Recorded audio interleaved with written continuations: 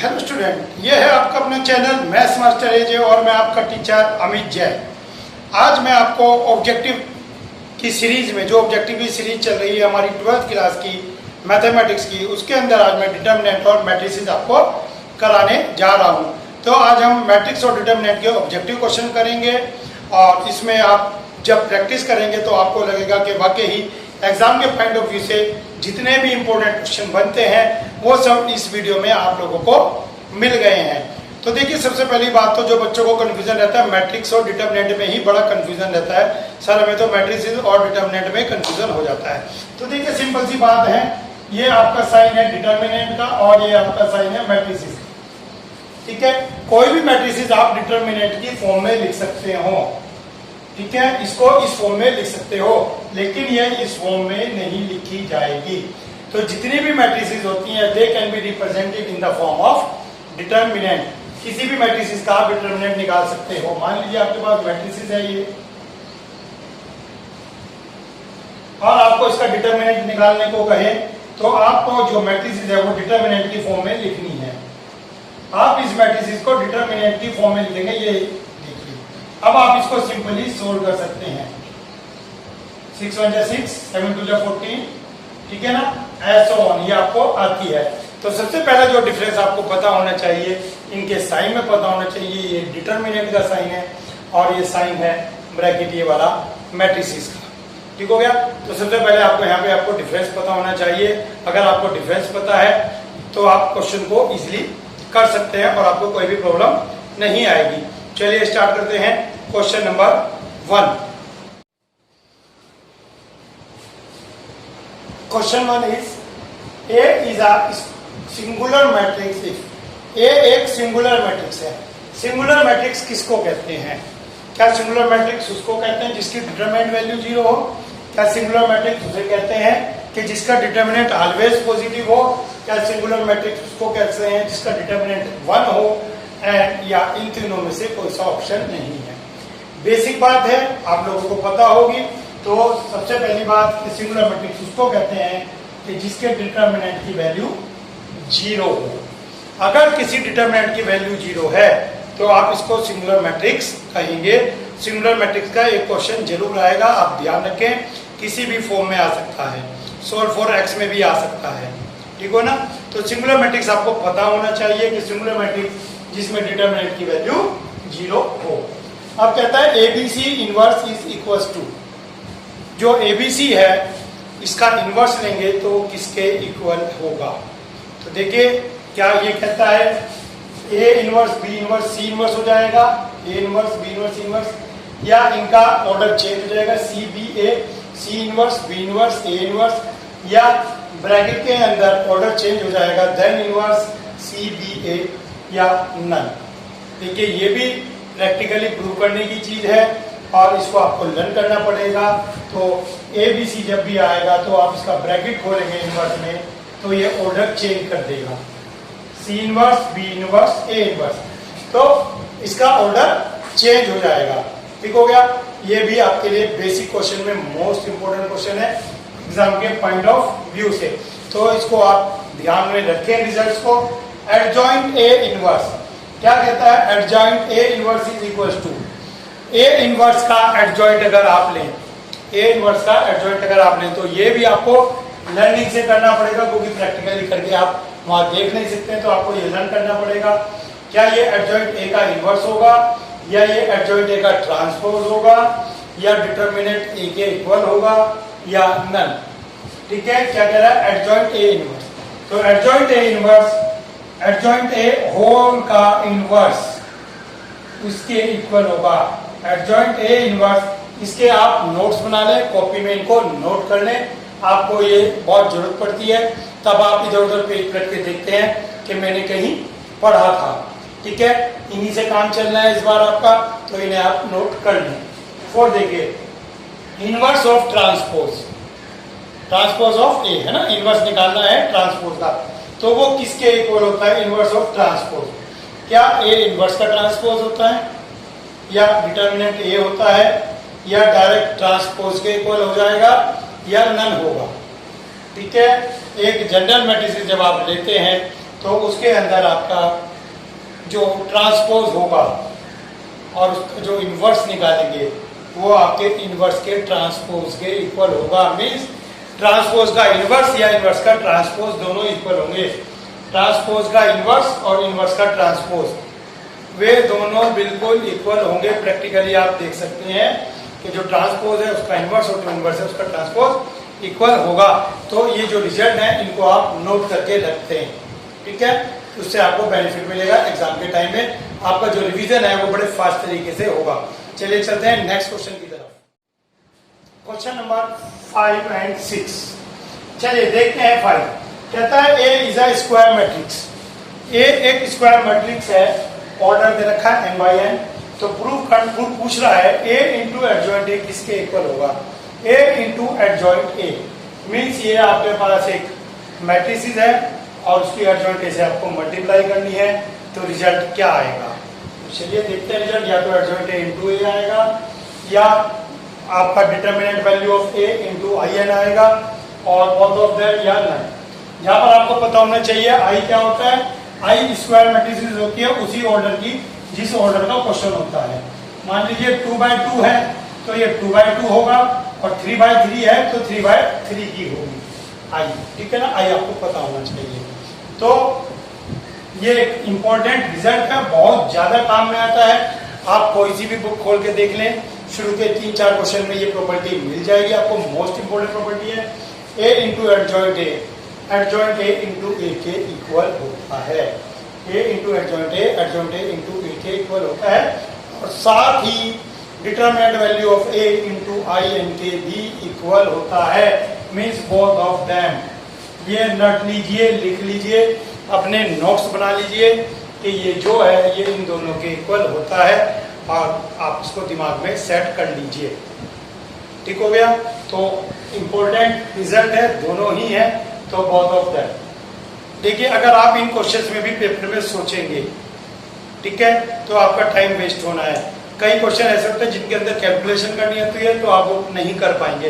तो यहाँ से आप बिल्कुल क्वेश्चन को आप रट रहे हैं, दिमाग में बिठा लें कि ये रिजल्ट होता है। और इनके एप्लीकेशन भी वाइडली यूज होते हैं। कहीं भी कुछ अननोन देके वहां पे पूछ सकता है, लेकिन वो जब भी आप निकाल सकते हैं जब आपको ये रिजल्ट लर्न होंगे, ठीक है ना। ये रिजल्ट मोस्ट इंपॉर्टेंट है, तो ये आपको लर्न होना चाहिए बी वाला। ठीक हो गया, ये आप लर्न करेंगे।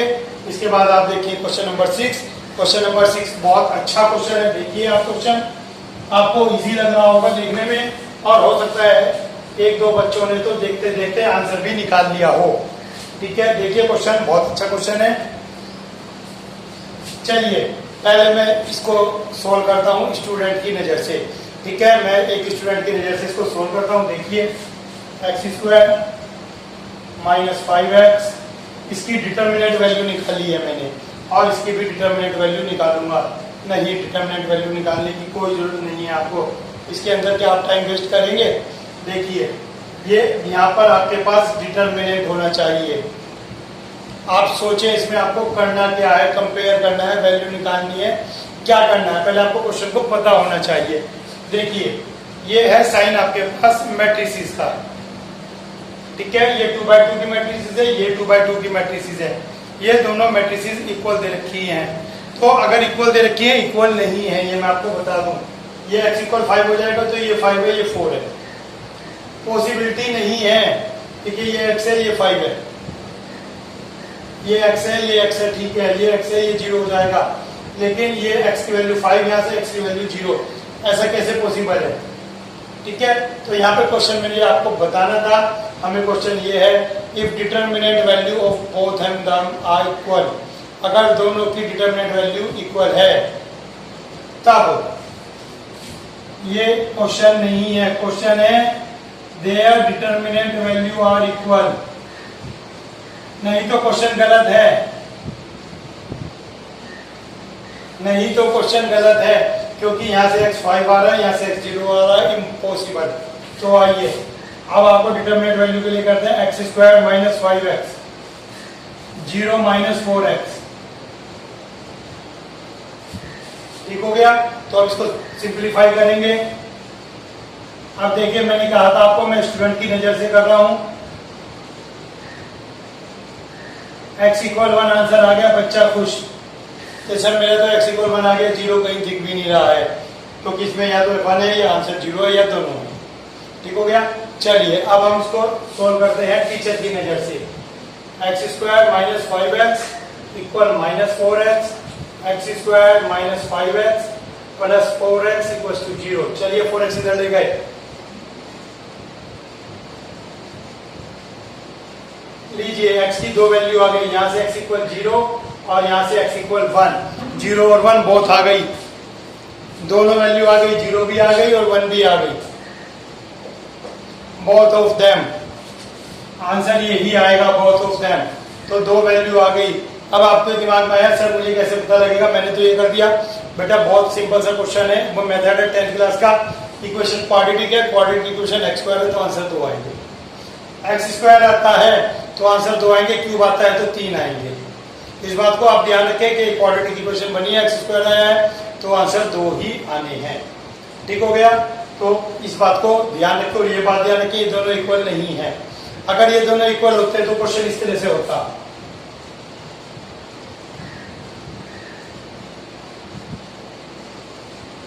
अगर ये क्वेश्चन होता तो मैं कहता x equal 4, y equal 3, a equal 5, b equal 6। तो यहाँ पर ये इक्वल नहीं है, क्वेश्चन है दिस एंड दिस, और इनकी डिटर्मिनेंट वैल्यू इक्वल है। तो इस बात में आप डिफरेंस, मैंने वीडियो शुरू करने से पहले आपको डिटर्मिनेंट और मैट्रिसेस में डिफरेंस बताया था, वो इसी वजह से बताया था कि आपको ये चीजें पता होनी चाहिए, और इसी वजह से क्वेश्चन आपको ऐसा लिख के दिया है। चलिए चलते हैं, let's do question number 7 and 8। Question number 7 देखिए, ये आपके पास एक डिटर्मिनेंट दिया गया है और कहता है इसकी मिनिमम वैल्यू कितनी होगी।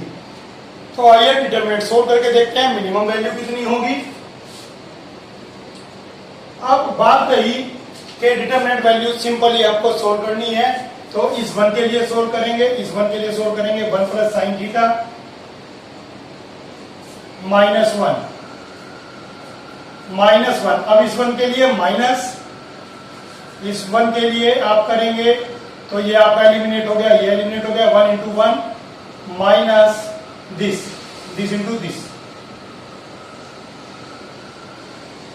लीजिए अब इस +1 के लिए, +1 के लिए करेंगे simple, 1 into 1 minus this into this.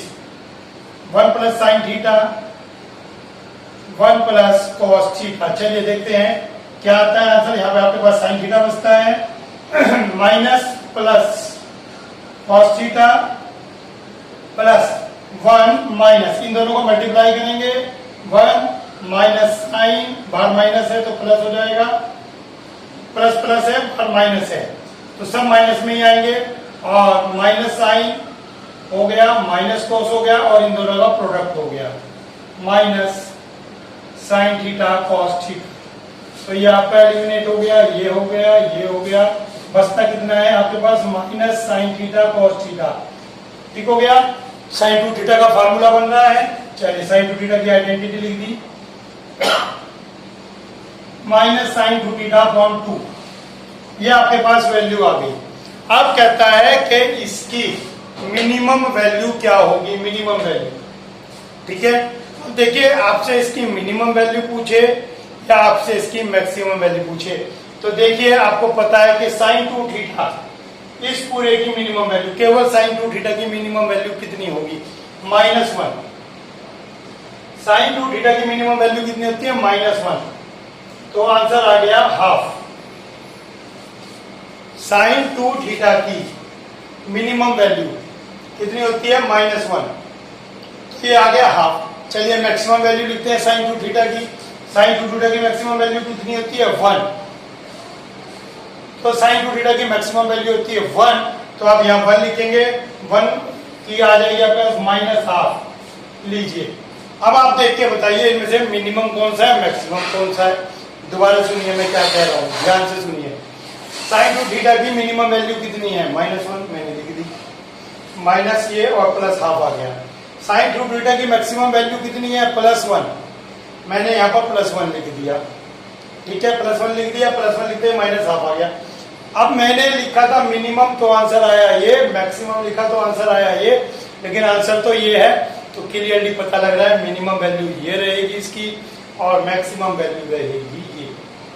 बिल्कुल भी कंफ्यूज ना हो कि कौन सी मिनिमम है कौन सी मैक्सिमम। साइन टू थीटा की मैंने मिनिमम -1 रखी तो ये प्लस आया, तो प्लस आया तो ये मैक्सिमम कहलाएगी, तो ये मैक्सिमम वैल्यू है। और जब मैक्सिमम मैंने 1 रखी तो आ गया माइनस में, तो ये होगी मिनिमम। देखिए क्वेश्चन के अंदर कितना लोचा है। ठीक हो गया। तो आप ये ध्यान रखिए जो आंसर आया वो आंसर में से देखना आपको मिनिमम कौन सा है मैक्सिमम कौन सा है। ये मिनिमम है ये मैक्सिमम है। यहां से आप देख के आइडिया नहीं लगा सकते। ठीक हो गया। तो इसका आंसर रहेगा मिनिमम वैल्यू के लिए -1/2 और मैक्सिमम वैल्यू के लिए रहेगा +1/2। चलिए आप देखते हैं क्वेश्चन नंबर 8। क्वेश्चन नंबर 8 में क्या कहता है? क्वेश्चन नंबर 8 में कहता है कि इसका इनवर्स कितना होगा। इसमें इनवर्स फाइंड आउट करवा रहा है आपसे। तो आइए इनवर्स फाइंड आउट करते हैं। कोई भी क्वेश्चन निकल जाए कोई प्रॉब्लम नहीं है क्योंकि वीडियो है, वीडियो आप बैक करके देख सकते हैं। तो ए इनवर्स, तो देखिए ए इनवर्स आप निकाल सकते हैं, कोई टाइम वेस्टेज वाली बात नहीं है। लेकिन अगर आपके पास और शॉर्टकट हो, टाइम बच जाए तो जितना टाइम बचे उतना अच्छा है। तो आइए सबसे पहले इसका डिटर्मिनेंट निकाल लें, वो भी ओरल निकालेंगे हम।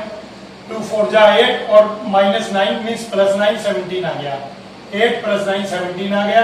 तो ये आपका 1/17 1/17 1/17 बिल्कुल सही आ गया। फिर क्या करते हैं, इन दोनों को इंटरचेंज करते हैं आप। 2 और 4 को इंटरचेंज करते हैं, लीजिए इंटरचेंज कर दिया 2 और 4 को। और इन दोनों के साइन चेंज करते हैं विदाउट इंटरचेंजिंग। बाय चांस यहाँ पे नंबर सेम है तो आपको थोड़ा सा कंफ्यूजन हो सकता है, साइन चेंज हुए हैं। लीजिए मैं यहाँ पे अगर 5 लिखता हूँ, मैं अगर यहाँ पर 5 लिखता हूँ तो आंसर में ये आ जाएगा 2 और 4 का एक्सचेंज ये हो गया और इनके साइन चेंज करने हैं, ये प्लस और ये माइनस। और ध्यान रखिए ये दोनों एक्सचेंज होने हैं, एक्सचेंज हो गए और इनके साइन एक्सचेंज होने थे। ठीक हो गया। और ये आ गया तो आंसर आपका 1/8 और जो ये आपका मैट्रिसेस है वो आपका आंसर आ गया। तो बिना सोल्व करे आप डायरेक्ट लिख सकते हैं। दोबारा लिख लीजिए, इन दोनों को इंटरचेंज कर दीजिए और इनके साइन, ठीक है, दोनों प्लस में है तो दोनों माइनस में, और दोनों माइनस में है तो दोनों प्लस में। और अगर माइनस प्लस है तो अल्टरनेट कर दीजिए, उनके चेंज कर दीजिए। बिल्कुल बहुत बढ़िया क्वेश्चन है। तो ये आपको पता होना चाहिए। टाइम सेविंग, जितना आप टाइम यहाँ सेव करोगे तो उतना आपको बड़े क्वेश्चन के लिए टाइम मिलेगा, तो वो टाइम आप बड़े क्वेश्चन के लिए यूटिलाइज कर सकते हैं। चलिए चलते हैं नेक्स्ट क्वेश्चन की तरफ। Let's see question number 9। चलिए क्वेश्चन नंबर 9 में देखते हैं। कहता है ये 3 पॉइंट है और कोलिनियर है तीनों पॉइंट। तो कहता है वैल्यू ऑफ एक्स बताइए। 3 point collinear, value of x, तो सीधी सी बात है इसकी जो डिटर्मिनेंट वैल्यू है वो 0 लेंगे। लेकिन अगर आपको ट्रायंगल आ जाए तो उसमें आप हाफ लगाएंगे। देखिए बस सुन लीजिए, अगर आपके पास किसी ट्रायंगल का एरिया निकालना है तो उसके अंदर आप हाफ लगाएंगे।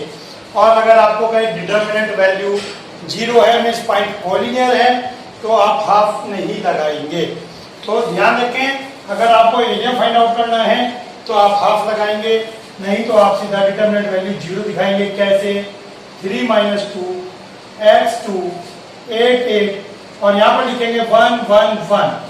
क्या यहाँ पर लिखेंगे 1 1 1 1 1 से इस डिटर्मिनेंट को पूरा करेंगे।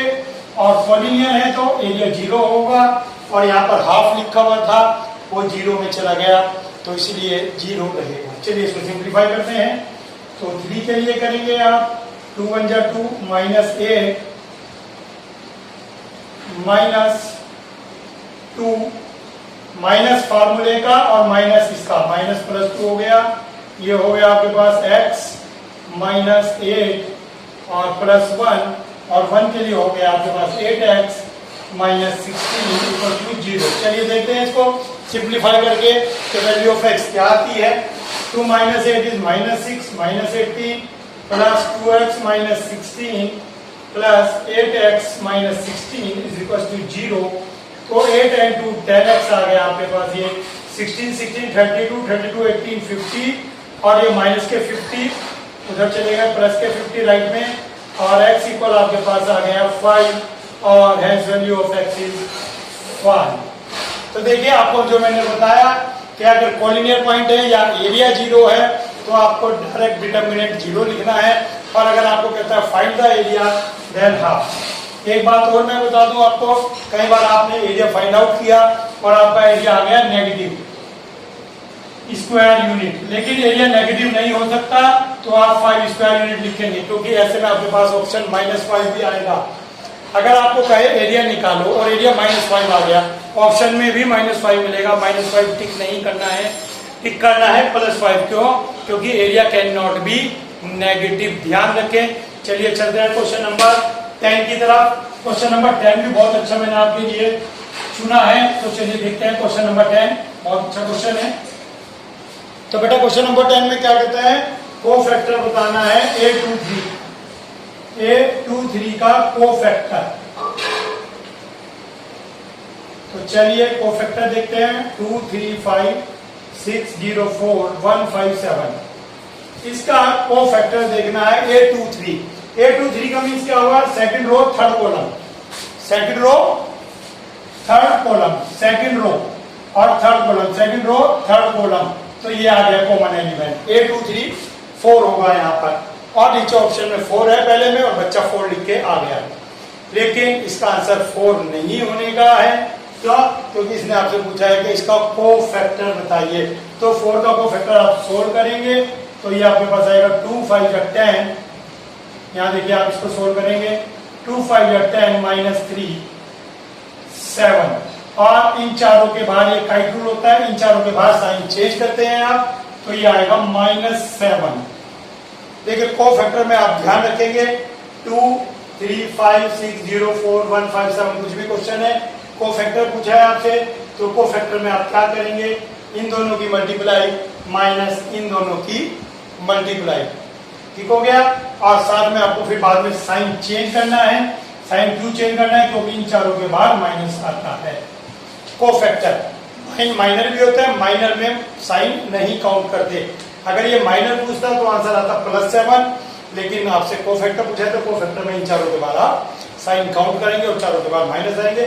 और अगर बाकी का को फैक्टर पूछता तो बाकी के को फैक्टर पॉजिटिव होते हैं। क्लियर हो गई बात? तो ये क्वेश्चन अच्छा क्वेश्चन था। क्यों? क्योंकि जो आपका गलत आंसर आता है वो भी ऑप्शन में मिलता है, जो सही होता है वो भी ऑप्शन में होता है। मोस्टली बच्चों का आंसर गलत आता है और उसे ही सही करके बच्चे आगे चल बढ़ते हैं। चलिए हम भी आगे चल बढ़ते हैं क्वेश्चन नंबर 11 की तरफ। क्वेश्चन नंबर 11 कहता है कि alpha beta gamma are in AP. Alpha beta gamma AP है कौन से क्वेश्चन में? चलिए देखते हैं। इस डिटर्मिनेंट में x -3 x -2 x -1 x -4 x -3 x -2 x alpha x beta x gamma, ठीक है। और इसके ऑप्शन भी दिए गए हैं आपको, 0 x alpha x beta x gamma, और ऐसे ही आपको ऑप्शन दिया गया है x -1 x -2 x -3, और एक ऑप्शन दिया गया है x -2 x -3 x -4। तो कहता है इन चारों में से कौन सा ऑप्शन सही है। और जो मेन चीज इसमें ध्यान देने की है वो ये है कि अल्फा बीटा गामा आपको तीनों एपी में दिए गए हैं। तो चलिए देखते हैं, ये तीनों एपी में है तो एपी का रूल क्या कहता है। अगर ये तीनों एपी में है तो एपी कहता है कि alpha plus gamma by 2 equal beta, या alpha plus gamma equals to 2 beta. अगर अल्फा बीटा गामा एपी में है तो आपको क्या पता रहता है, alpha plus gamma equal to twice of beta. तो मैं यहाँ से यही निकालूंगा, alpha plus gamma equal to beta, यहाँ से ये निकालूंगा तो मेरा आंसर आ जाएगा। ये कैसे आएगा? Alpha plus gamma equal to 2 बीटा, या आप कहें 2 beta sorry alpha plus gamma minus 2 beta equal to 0। Alpha plus gamma, ठीक हो गया। तो चलिए मैं पहले अल्फा प्लस गामा के लिए काम करता हूँ, फिर देखते हैं क्या आता है। सिंपल सा, तो आपने क्या करना है, R1 के अंदर R1 प्लस R3 कर देना है। लीजिए R1 के अंदर R1 प्लस R3 कर देना है, करके देखते हैं। बाकी एज इट इज रहेगा तो बाकी एज इट इज, जो एज इट इज है वो कॉपी करते हैं। सबसे पहले कॉपी करते हैं जो एज इट इज रहेगा, जो एज इट इज रहेगा उसको कॉपी करते हैं। चलिए करते हैं, ये इसके अंदर ऐड करते हैं तो ये हो जाएगा 2x - 4, 2 कॉमन ले लीजिए, x - 4, इन दोनों को 2x - 6, 2x - 6, 2 कॉमन ले लिया मैंने, ठीक हो गया। और इसके अंदर 2x minus alpha plus gamma, 2x minus alpha plus gamma, बिल्कुल हो गया। और अल्फा प्लस गामा किसके इक्वल है? 2 बीटा के। तो अल्फा प्लस गामा 2 बीटा के इक्वल लिख लें और 2 कॉमन ले लें, लीजिए। और आंसर R1 इक्वल R3, देख सकते हैं R1 इक्वल R3 आ गया। 2 कॉमन ले लेंगे आप यहाँ से, ऊपर से 2 कॉमन लेंगे, x minus 2 x minus 2 x minus 3 x minus 3 x minus 3 x minus beta R1 equal R3 आ गया। तो इसीलिए आंसर बहुत ही जबरदस्त। ठीक है, सिर्फ आपको एपी का रूल लगाना था कि एपी में ये लगता है alpha plus gamma equal 2 beta. Alpha plus gamma मुझे दिख रहा था तो मैंने पहले अल्फा प्लस गामा के लिए काम किया, ये रहा। और यहाँ से 2 कॉमन लिया, 2 कॉमन लेने के बाद ये दोनों इक्वल दिख रही है। इतना मुझे सोल्व नहीं करना था, मुझे केवल हिंट चाहिए था कि मेरा आंसर शॉर्ट तरीके से कैसे आ सकता है, और शॉर्ट तरीके से मैंने क्वेश्चन अपना अटेम्प्ट कर लिया। चलिए चलते हैं क्वेश्चन नंबर 12 की तरफ। Let's see question number 12। चलिए क्वेश्चन नंबर 12 देखते हैं। देखिए ये क्वेश्चन है, ये सिंगुलर मैट्रिक्स दे रखी है और x की वैल्यू बतानी है आपको, और आंसर है इसके 0 3 नन और बोथ। चलिए देखिए, सिंगुलर मैट्रिक्स का क्वेश्चन है, आपको बताया गया था कि सिंगुलर मैट्रिक्स है तो इसकी वैल्यू 0 होगी डिटरमिनेंट की। चलिए डिटरमिनेंट की वैल्यू 0 कर दी मैंने, लेकिन इसको सोल्व कौन करेगा? देखिए क्वाड्रेटिक बनेगी, इसकी मल्टीप्लाई इससे बनेगी, क्यूबिक भी बनेगी, सिंपलीफाई भी करेंगे, टाइम लगेगा। तो ऐसे क्वेश्चन का सबसे बेस्ट तरीका मैं आपको बता रहा हूँ, जिस क्वेश्चन में आपको कैलकुलेशन ज्यादा लगे, जो ऑप्शन दिए गए हैं उनको पुट करके देख लीजिए। देखिए टाइम स्टार्ट करता हूं मैं अभी और ऑप्शन पुट करके आपको दिखाता हूं। लेस देन 1 मिनट में आंसर आ जाएगा। चलिए देखते हैं, टाइम स्टार्ट नाउ। 0 पुट करता हूं, -3 2 -2 2 4 -4 2 1 -1। लीजिए देखिए अपोजिट साइन आ गया, इसके अपोजिट साइन आ गया, दोनों को प्लस करेंगे तो 0 0 0 0 आंसर आ गया। मींस सिंगुलर मैट्रिक्स हो गई है। देखिए 2 2 4 0 एक आंसर आ गया। अब 3 को चेक करता हूं मैं। चलिए 3 को चेक करता हूं, 0 2 -2 2 1 -4 2 1 3 -4। लीजिए ये मैंने पुट कर दिया। अब आप चेक कर सकते हैं इसके अंदर कि क्या ऑप्शन आ रहा है आपके पास। देखिए दोबारा से 4 पुट किया था, सॉरी 3 -3 0 आपका आ गया 4। अगर मैं इसको सिंपलीफाई करता हूं तो मुझे टाइम बहुत ज्यादा लगेगा, तो टाइम ज्यादा आपको नहीं लगाना है, आपको देखना है। और देखिए ये दोनों सेम आ गए। लीजिए टेंशन ज्यादा नहीं लेनी थी आपको सिर्फ निगाह घुमानी है। जरूरी नहीं है कि रो में आपको सिंपल दिख रहा हो इक्वल, कॉलम देखिए कॉलम में इक्वल आपको दिख रहा है, कॉलम आपको इक्वल दिख रहा है तो आपका आंसर यहाँ पर आ गया। ठीक है, 0 आ गया। तो केवल आंसर लेके भी आप क्वेश्चन कर सकते हैं। ऑब्जेक्टिव क्वेश्चन का सबसे बड़ा एडवांटेज यही होता है। तो चलिए क्वेश्चन नंबर 13 देखते हैं।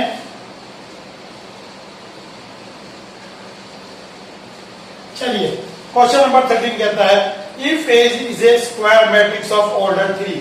लीजिए A एक मैट्रिक्स है और इसका ऑर्डर है 3, अभी बोर्ड मिला है। चलिए देते हैं, then adjoint A equals to. तो एडजॉइंट A किसके इक्वल होता है? चलिए देखते हैं एडजॉइंट A किसके इक्वल होता है। Adjoint A, adjoint of A किसके इक्वल होगा?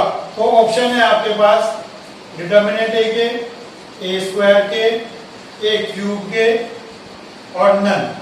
तो देखिए अगर आपके पास एडजॉइंट A है निकालना, तो एडजॉइंट A किसके इक्वल होता है? तो मैं आपको बता दूं, और ये मैट्रिक्स थी 3/3 की, तो इसके लिए फार्मूला लगता है an-1। जहां पर n ऑर्डर है तो ऑर्डर कितना है 3, तो आंसर इज A²।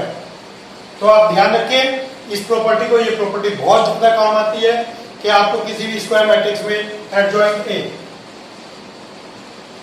तो एडजॉइंट ऑफ A पूछ सकता है कि जो एडजॉइंट A है वो कितना होगा। A के इक्वल होगा, A² होगा, A क्यूब होगा। तो आपको पता होना चाहिए A⁻n-1 होगा, तो A⁻n-1 का मतलब हो गया A²। ठीक हो गया। और ये आपका मैट्रिक्स है, इस मैट्रिक्स का, नहीं तो आप सिंपल लिख सकते हैं एडजॉइंट A। ठीक हो गया। चलिए नेक्स्ट क्वेश्चन देखते हैं। If A is a square matrix of order 3, then the value of 2 into adjoint। लीजिए 2 into adjoint A। तो अब कहता है और इसका डिटरमिनेंट। चलिए इसका आंसर है आपके पास 2 क्यूब एडजॉइंट A, और मैट्रिक्स है ये आपके पास ऑर्डर 3 की। हो गया आपके पास 2 स्क्वायर एडजॉइंट ए या 2 एडजॉइंट ए या नन ऑफ दीज। तो चलिए इसकी भी आपको लर्न करना पड़ेगा कि अगर आपके पास ब्रैकेट के अंदर 2 है तो वो एडजॉइंट ए सॉरी डिटरमिनेंट के अंदर 2 है तो एडजॉइंट ए में यहाँ पर बाहर 2 क्यूब आ जाएगा। क्यों आ जाएगा चलिए देखते हैं। यहाँ पर है आपके पास 2x 2y 2z 2a 2b 2c 2c d e f। तो देखिए सीधी सी बात है, ये क्वेश्चन है 2 की एडजॉइंट ऐसे मल्टीप्लाई ऐसे होती है।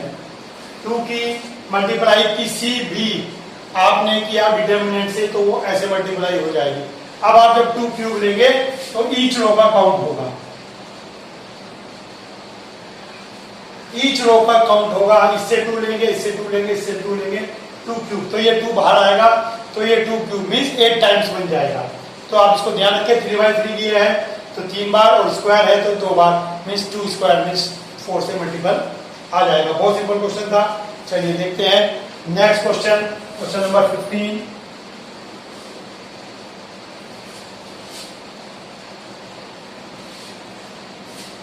चलिए क्वेश्चन नंबर 15 देखते हैं। क्वेश्चन नंबर 15 में आपको find the value of x.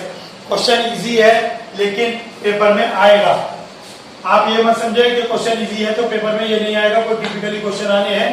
1 minute जरा बोर्ड को सूखने का टाइम लेते हैं बैठेंगे इस पे। तो क्वेश्चन इजी भी हो सकता है, क्वेश्चन टिपिकल भी हो सकता है। टिपिकल क्वेश्चन की डेफिनेशन क्या है? टिपिकल क्वेश्चन की डेफिनेशन है जो मुझे नहीं आता वो मुश्किल है। अरे मुश्किल क्वेश्चन था मेरे से हुआ नहीं, और जिसे ट्रिक पता है उसके लिए वो क्वेश्चन बहुत ज्यादा इजी है। ठीक हो गया? तो सीधी सी बात है टिपिकल और इजी की। चलिए करते हैं। x plus 1 2 3 4 3 8 2 3 8 7 2। तो इसमें x की आपको वैल्यू फाइंड आउट करनी है। अब बच्चे इसमें क्या करते हैं ABCD लिखेंगे यहाँ पे, है ना? आप ABCD लिखोगे, इतना करने की जरूरत नहीं है, डायरेक्ट आंसर लिखें। 3 - 1 2 8 - 2 6 7 - 3 2 - 4। लीजिए ये आपका आंसर आ गया। ठीक हो गया? तो इसमें जरूरी नहीं है कि आप जो है सोल्व करें। और अगर यहाँ पर 2x है तो यहाँ पर हाफ कर दें। तो अगर 2 है तो इफ तो आप इसका 1 2 3 - 2।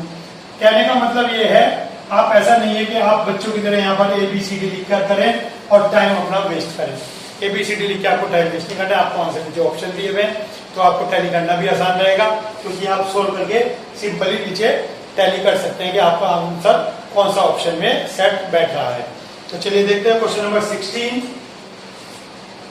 कहता है ए एक स्क्वायर मैट्रिक्स है, तो कहता है कौन सा एक सिमेट्रिक नहीं होगा। ये स्क्वायर मैट्रिक्स है तो इनके अंदर a plus AT AAT ATA और a माइनस AT कौन सा सिमेट्रिक नहीं है?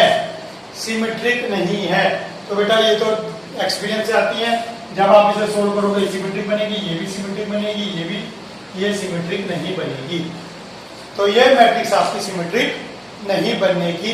इन प्रॉपर्टीज को आप एक अलग कॉपी में नोट कर लें, ये आपको बहुत फायदा देने वाली है। ठीक हो गया? यहाँ आप एक अलग कॉपी में नोट कर लें और आपको टाइम वेस्ट नहीं होगा बिल्कुल भी। चलिए चलते हैं क्वेश्चन नंबर 17 की तरफ। क्वेश्चन नंबर 17 कहता है if A and B two matrices दे रखी है आपको। चलिए कहता है if A and B are symmetric matrix. दो मैट्रिक्स है और दोनों सिमेट्रिक है। तो सबसे पहली बात तो फिर दिमाग में होती है, ऊपर वाले क्वेश्चन में भी आया था कि सर सिमेट्रिक मैट्रिक्स होती क्या है? सिमेट्रिक मैट्रिसेस होती क्या है? चलिए देखते हैं सिमेट्रिक मैट्रिसेस होती क्या है। यहाँ देखते हैं सिमेट्रिक मैट्रिक्स डायगोनल के ऊपर और नीचे के एलिमेंट सेम होते हैं। डायगोनल के ऊपर और नीचे के एलिमेंट सेम होते हैं। यहाँ पर आपके पास 2 3 4 आ गया, ये 2 आ गया, ये 4 आ गया और ये 3 आ गया, सॉरी ये 3 आ गया और ये 4 आ गया। ठीक हो गया? और जो आपके पास यहाँ पर डायगोनल है, डायगोनल कुछ भी हो सकती है। तो जो डायगोनल के ऊपर नीचे के एलिमेंट होते हैं वो बिल्कुल सेम होते हैं। तो ये कहलाती है सिमेट्रिक मैट्रिक्स। सिमेट्रिक है, ऊपर और नीचे एलिमेंट सेम है, सिमेट्रिक मैट्रिक्स। चलिए A एंड B दोनों सिमेट्रिक हैं।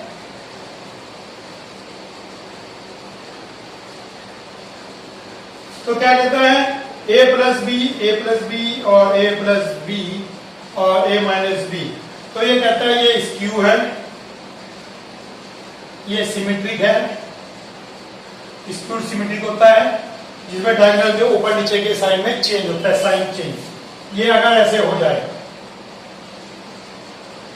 और ये आपकी 0 0 0, ये आपकी मैट्रिक्स स्क्यू सिमेट्रिक होती है जब ऊपर नीचे के एलिमेंट साइन अपोजिट हो। ठीक हो गया। तो अब ये कहता है कि ये आपके पास हो गया और ये डायगोनल हो गया और ये 0 हो गया। डायगोनल मैट्रिक्स किसे कहते हैं? जिसके अंदर केवल डायगोनल के एलिमेंट हो, बाकी सारे एलिमेंट 0 हो। तो ये डायगोनल मैट्रिक्स होती है। ठीक हो गया। ये मैट्रिक्स आपकी डायगोनल मैट्रिक्स होती है। 0 जिसके सारे एलिमेंट 0 हो, जिसके सारे एलिमेंट 0 हो वो 0। ठीक हो गया। सारे पता लगे आपको। तो a प्लस बी, अगर ये सिमेट्रिक है दूसरी भी सिमेट्रिक है तो सिमेट्रिक ही आएगी, प्लस करके सिमेट्रिक ही आएगी। ठीक हो गया। बहुत ही सिंपल है। दो मैट्रिक्स अगर सिमेट्रिक है तो उन्हें ऐड करके सिमेट्रिक मैट्रिक्स ही आती है। चलिए देखते हैं क्वेश्चन नंबर 18। 18 क्या करता है? एक आपके पास स्क्वायर मैट्रिक्स है, बहुत अच्छा क्वेश्चन है।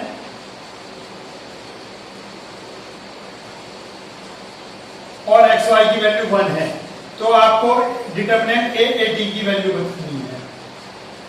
डिटरमिनेंट ए ए टी की वैल्यू। अब बच्चा परेशान हो गया, कहता है पहले मैं इसका ट्रांसपोज निकालू, फिर दोनों की मल्टीप्लाई करूं, फिर उसका डिटरमिनेंट निकालू। कोई वैसे ज्यादा बड़ा काम नहीं है, लेकिन अब आंसर आएगा बड़ा उलझा हुआ सा आएगा। तो आइए जो प्रॉपर्टी पे ध्यान देते हैं। इसकी प्रॉपर्टी ये होती है, दो डिटरमिनेंट है तो दोनों डिटरमिनेंट आप अलग अलग लिख लेंगे। ऐसे मल्टीप्लाई में दोनों डिटरमिनेंट आप अलग अलग लिख लेंगे। और आपको पता होना चाहिए कि जो ट्रांसपोज है, ये भी आप प्रॉपर्टी नोट कर लें। ट्रांसपोज का डिटरमिनेंट निकालने या सिंपल का डिटरमिनेंट निकालने दोनों सेम होते हैं। ट्रांसपोज ठीक है, आप करके देखें। इसका जो डिटरमिनेंट आएगा देख लीजिए आप कितना आएगा, -2 आएगा। इसका ट्रांसपोज लिखिए, उसका डिटरमिनेंट कितना आएगा, सेम आएगा। लीजिए ऐसे 3/3 की लें, कोई सी भी लें आप, डिटरमिनेंट की वैल्यू सेम आती है ट्रांसपोज की और उसकी। तो ये स्क्वायर हो गया। तो कहने का मतलब ये है कि आपको केवल एक ही बार डिटरमिनेंट निकालना पड़ेगा। ठीक है, बेनिफिट क्या हुआ कि अब मुझे केवल एक ही बार डिटरमिनेंट निकालना पड़ेगा। तो चलिए देखते हैं, एक ही बार डिटरमिनेंट निकालते हैं।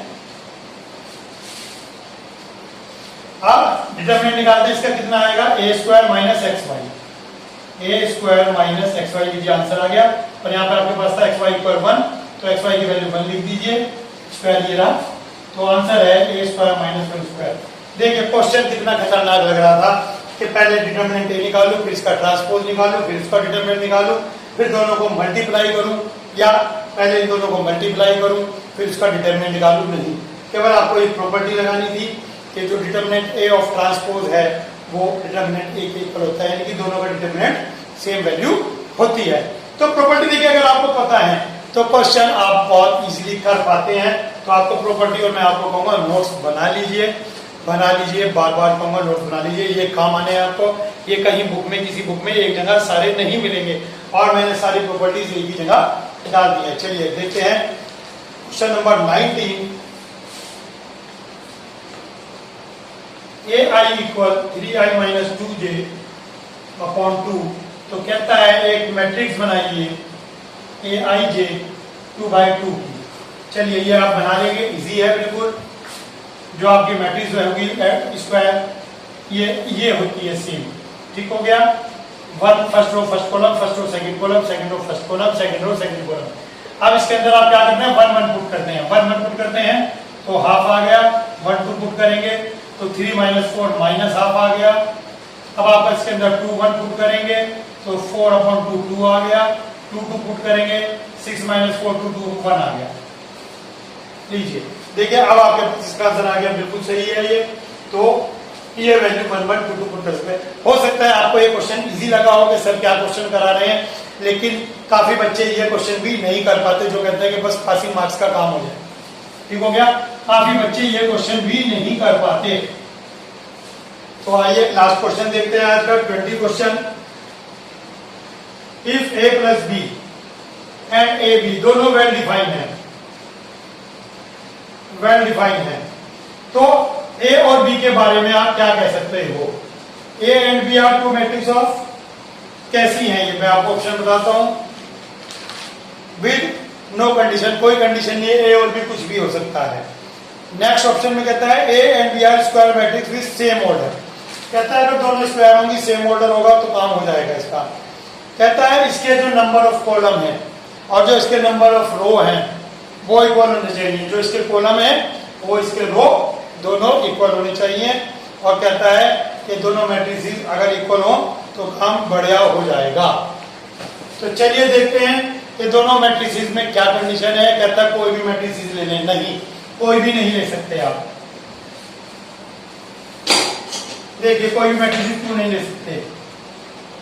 मान लीजिए आपने ली एक मैट्रिक्स 2/3 की और दूसरी ली 2/2 की, तो आप ना तो इन्हें ऐड कर सकते हैं ना इन्हें मल्टीप्लाई कर सकते हैं, क्योंकि मल्टीप्लाई के लिए आपको ये दोनों सेम होना जरूरी है। ठीक है, मल्टीप्लाई होने के लिए दोनों सेम होना जरूरी है। अब उसने कहा दोनों स्क्वायर मैट्रिसेस होनी चाहिए of same order, same order, तो उनको अगर प्लस करेंगे तो वो प्लस भी होंगी और मल्टीप्लाई करेंगे तो मल्टीप्लाई भी होंगी। दोनों मैट्रिसेस सेम ऑर्डर की होनी चाहिए। ठीक हो गया, तो दोनों मैट्रिसेस हमारे पास सेम ऑर्डर की होंगी, ये आप तभी कर पाएंगे, नहीं तो आप कर नहीं पाएंगे। अगर आप कहते हैं लीजिए सर मैं ऐसे करता हूं, तो ठीक है आप इनको मल्टीप्लाई कर सकते हैं क्योंकि ये दोनों सेम है, मल्टीप्लाई हो जाएगा। लेकिन इन दोनों को आप ऐड नहीं कर सकते क्योंकि ऐड के लिए ऑर्डर सेम होना चाहिए। ये है तो यहाँ भी ये ऑर्डर होगा तभी ऐड कर पाएंगे। लेकिन अगर आप 2/3 की लेते हैं तो बाकी एलिमेंट कहाँ जाएंगे? अगर आप 2/3 की लेते हैं तो ये चारों तो एडजस्ट हो गए, ये कहाँ जाएंगे? तो दोनों मैट्रिसेस आपकी सेम ऑर्डर की होनी चाहिए। ये आपको इसलिए बताया जा रहा है कि पेपर में आपको सोचने में टाइम ज्यादा वेस्ट ना करना पड़े। दो मैट्रिसेस अगर सेम ऑर्डर की होंगी तो उन्हें आप प्लस भी कर सकते हैं, मल्टीप्लाई भी कर सकते हैं, बहुत ही सिंपल बात है। तो होप आपको अच्छी तरह से समझ में आया होगा। आप इससे जो है अपने दोस्तों के साथ शेयर भी कीजिए और लाइक भी कीजिए, वीडियो को कमेंट भी किया कीजिए और अपने दोस्तों के साथ इसको शेयर कीजिए। और चैनल अगर अभी तक सब्सक्राइब नहीं किया है तो प्लीज चैनल को सब्सक्राइब कीजिए। Thank you.